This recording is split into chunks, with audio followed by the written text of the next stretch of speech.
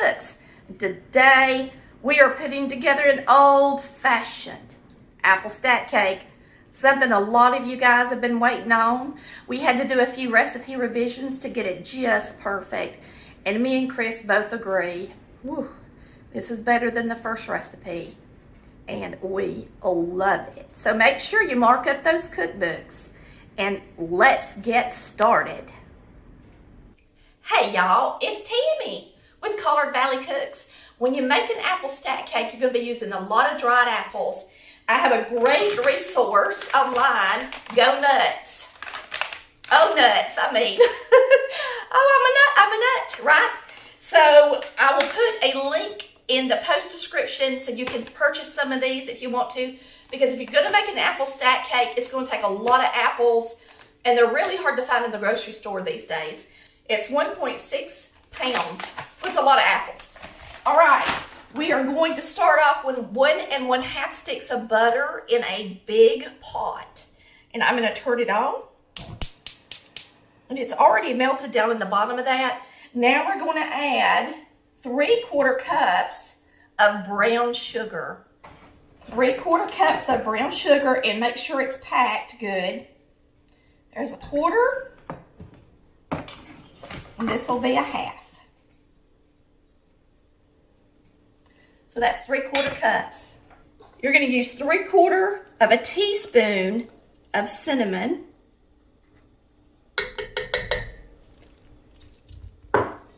3/4 of a teaspoon of nutmeg.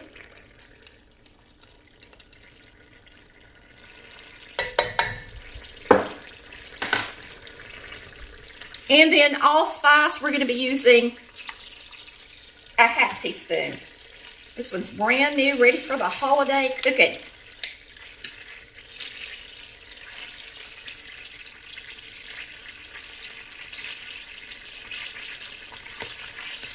Half a teaspoon of that. Now we're going to mix this up. So you got the sugar, the butter, and all the spices. All right, once you get the spices and the sugar in there, you're going to add some water because your apples are dry, okay? And they're going to absorb a good bit of water. I failed to add the water in the recipe, so we're going to have to make sure to do a revision for that. I'm going to add 3 cups of water. And now we're going to add the dried apples to it. Because I really think I'm going to cut them. I'm going to turn this off. And I'm going to take scissors. I'm actually going to take these apples and half them. Because they're full rings. So I'm going to half them. And we're going to put in 5 cups worth of apples. So you can never cook too many apples. If you have apples left over, then you can use them as a side with supper, or you can make a pie out of them, or you can make fried pies with them. Now when Granny dried her apples, she just put them out on a sheet outside. She had apple trees, of course. And I personally think that if you make this cake, you should use some dried apples.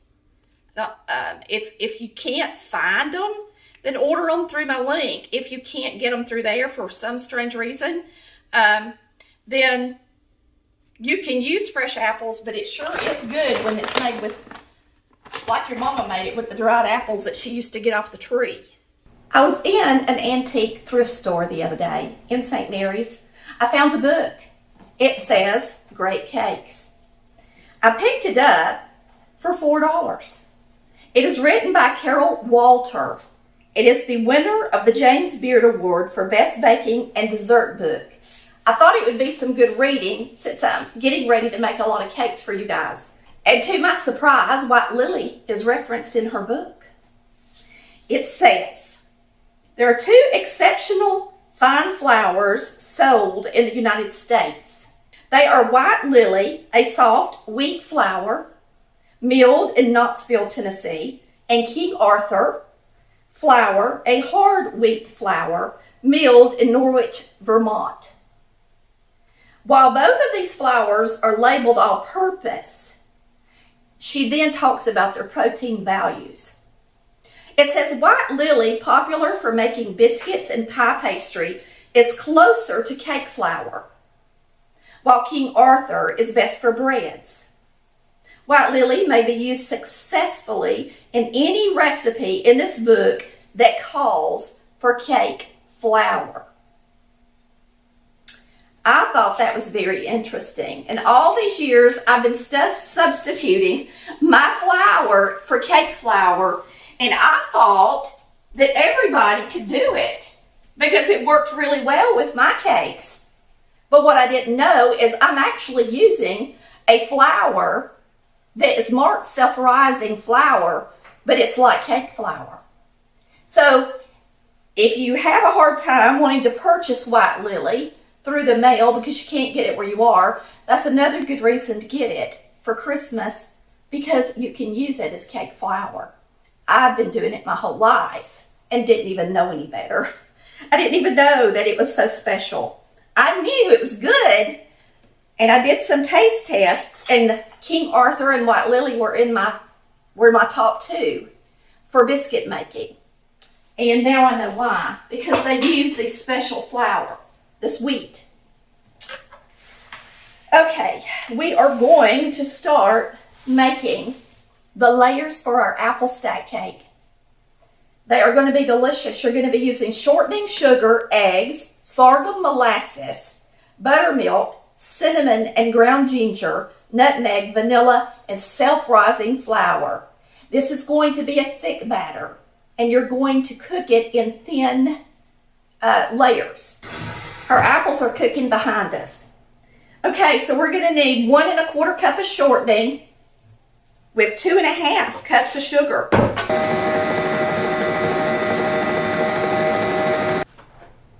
Now it says add the eggs and let them mix in. This is nice and fluffy. I'm going to let you take a look at it because you need to beat it until it is nice and fluffy.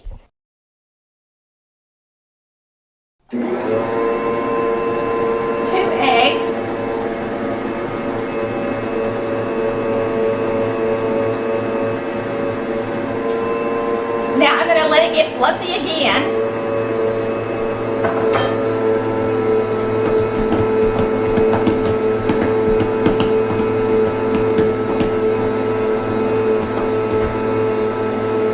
You can dance while you're waiting. All right, the next thing we're going to add is our molasses. It calls for, let me turn this off. Okay, now we're going to add a 1/2 cup of sorghum molasses. Yum, yum. And then you're going to let that start to mix. Then you're going to add your buttermilk. It says you're going to add all of these in the order that they're written down on the recipe.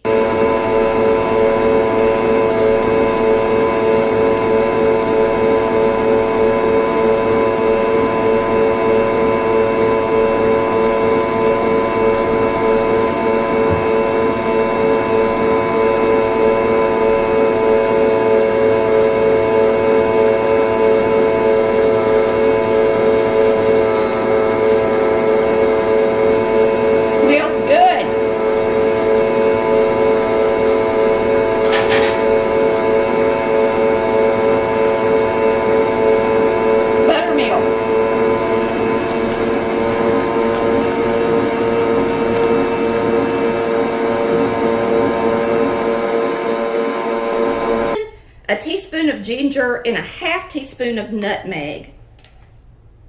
So we got a teaspoon and a 1/2 teaspoon. Teaspoon of cinnamon. Teaspoon of ginger. Whoops. And then a 1/2 teaspoon of nutmeg.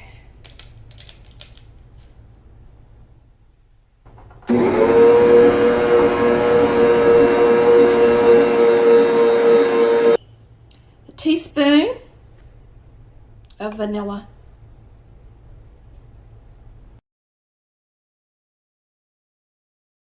Now we're going to add 4 cups of flour to this. I'm going to go get the flour guard so that it doesn't get all over the floor. Now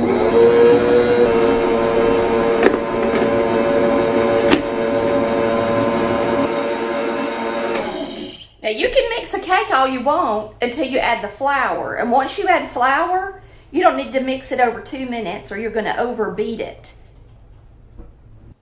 All right, now we're going to add our self-rising flour. This is 4 cups of White Lily self-rising flour.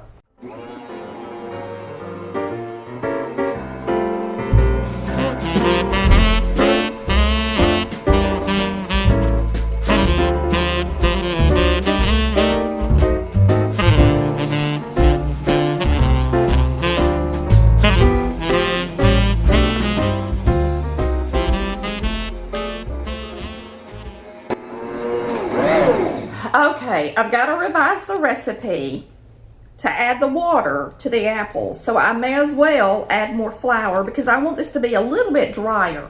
So I'm going to change it from 4 cups to 5 cups of flour.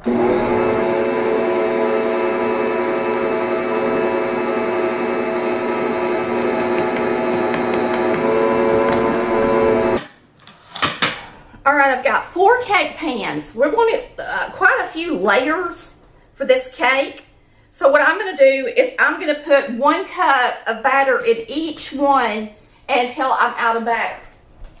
So they're going to be really thin layers. Now, the old-fashioned kind actually had a cake batter that you could roll out. So I'm just going to put it in here by 1 cup scoops. Just use the same cup that you use to put your flour in. And I personally think it's going to be better because I'm not that crazy about the really dry type of cakes that apple stack cakes are made with. Because they're made, it's really like gingerbread more than it's like a cake. I guess because they made it in a layer and they layered it, they called it a cake.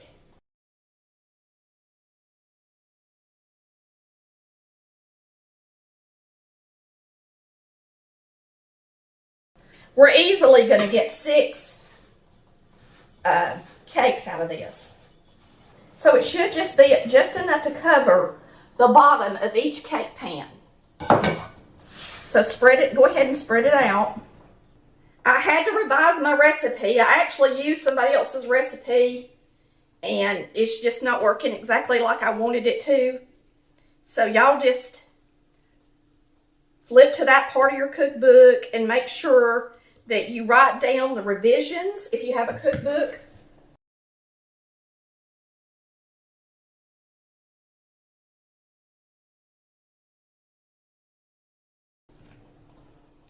And if you're watching this for the first time, the correct recipe will be in the description post. But if you've got a cookbook, you need to revise it.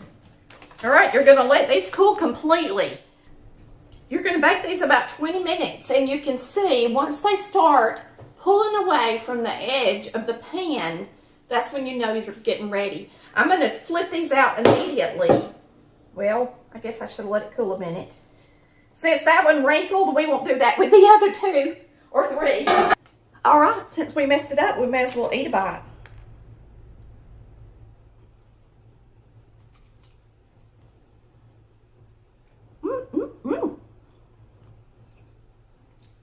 Delish. This is going to be so good. Now these cake pans are non-stick. And they're not even completely cooled yet. And this cake is delicious. This crusty part was so good. But anyway, instead of putting them in some water and washing them, just take your paper towel and just wipe them out. Because it's non-stick, it just comes right out, and then start your next layers. If you haven't got these cake pans, I don't put them in the dishwasher. They're made in the USA. They're amazing, and they're under the bakeware shopping links on my website. You need to get you some before the holidays because they are great. If you're going to make yourself have a gift for Christmas, let this be one of them. Now these are really soft when they come out of the oven, but after they've been sitting in a cool, dry place, you can see they're a lot easier to handle. So you won't have to refrigerate them or freeze them or anything to handle them. They're gonna work just great. We're gonna add just a little bit of water to my apples because I've let most of the water cook out of them. And you do want a little bit of juice on your apples so that when you put it on the cake, they do have a little juice to soak down in the cake. If you want to add a little extra sugar to it, it's according to how many apples you use, just taste them. And if you think you need to add sugar, you can. If not, then you don't have to. But they look delicious to me. So I'm just warming them up before I put them on the cake so that they're nice and juicy. So you want them to be warm when you put them on the cake because that butter kind of gets more to like room temperature. It's not quite as juicy. Make sure you warm them up, okay? And like I said, taste them. If you want to add a little sugar, you can. That's up to you. We got us a beautiful cake plate right here. We're about to put this together. It won't take but a minute. I've got a lot of layers. I don't really know that I'm going to use every one of them. It's just according.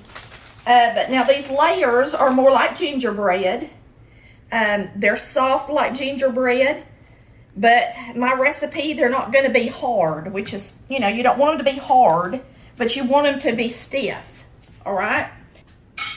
I don't really want a slotted spoon because I want some of the juice to come out with the apples. So you're just going to take the apples and put them in between each layer. It takes a lot of apples to make an apple stack cake. And I'm not going to use too many. See, like right there, if I've got too many, I'll take them out and use them for another layer because really you can only use the amount of layers that you have enough apples for. This one's kind of smashed. I smashed it. So that one we might not even use. We're going to put this one on.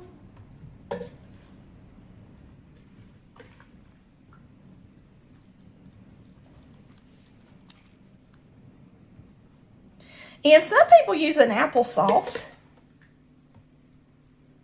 But I like the old-fashioned, just cooked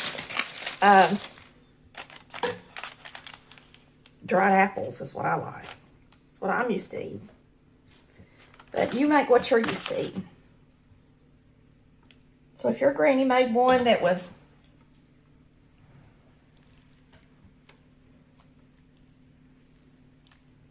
with applesauce, you can make some with applesauce. It's a lot easier because you don't have to cook it so long. You don't have to cook the apples so long if you're using the applesauce version.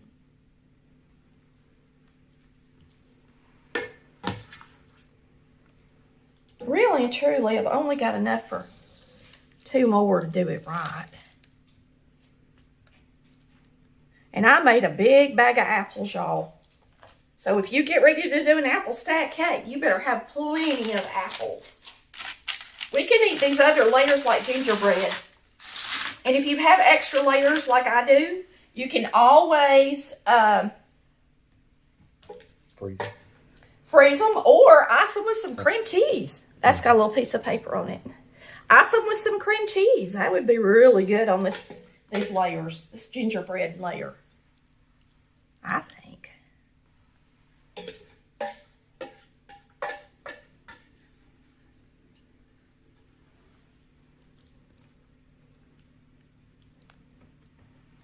Talk about an easy cake. Anybody can make this cake.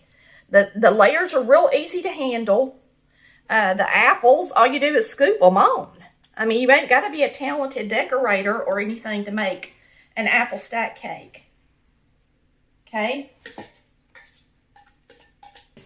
And I'm just going to doctor it up a little bit. And what you can do once you're done is just kind of stick a few apples on the edges to make it pretty, you know. And I didn't make really strong layers. Some people make them so doggone strong you can't hardly, I don't know, I don't like them real strong. But we didn't even use all my layers. And like I said, me and Chris will ice them with some cream cheese. That looks pretty to me. All right, we're going to go ahead and cut into this cake. But remember, you're really supposed to let it sit out a couple of days, wrapped up really good with some saran wrap so that it gets good and moist. Of course, I haven't done that yet. I'm going to let you know how good it is without it being good and moist. Because I want to cut into it and finish the video for you guys. So we're going to cut into this beautiful cake. I should have got a bread knife probably because you're having to cut through the apples. Yeah, because you really need something with like a bread knife because you're cutting through the apples and everything. See how it looks. Looks good, don't it? Well, that looks good too. You can see that it's nice and moist. Looks delicious. You're going to love my apple stack cake because, like I said, I reduced some of the spice in it. It's still plenty spicy. It is just like gingerbread. I wanted it to taste more like gingerbread and be a little softer like gingerbread. Because when I eat gingerbread, I like for it to be a little chewy. And this cake is going to be delicious.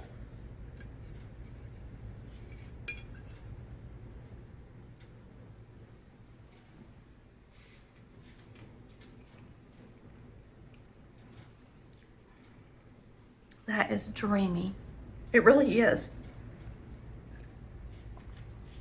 If you make sure you get your apples good and juicy, in one day it should be ready to eat. Really, this is good just like it is already. It really is, y'all. Chris, you want to taste it for them? Finally, Chris wants to taste something. Let's see. Because I'm not a big gingerbread eater. But I took a bite of this a while ago. I took a bite just of the cake a while ago. And it's got a really good texture. It's not dry. I perfected the recipe. Yeah, this is way better than the first time. Yes. What do you think? Man. That's a winner, ain't it? Oh, yeah. That's not something you eat every day. I haven't had anything like this. You know? Yeah. It's good. A lot of people grew up on it, though. Man. All right. I'm going to eat that for supper. That's what I was thinking, that we could eat this for supper. All right. Now remember, we have some recipe revisions in the Volume 2 cookbook for this cake. I hope you've enjoyed watching this delicious apple stack cake. We sure have enjoyed making it for you. We'll see you next time on Collard Valley Cooks, where we cook like Mama did. Bye, y'all. We love ya.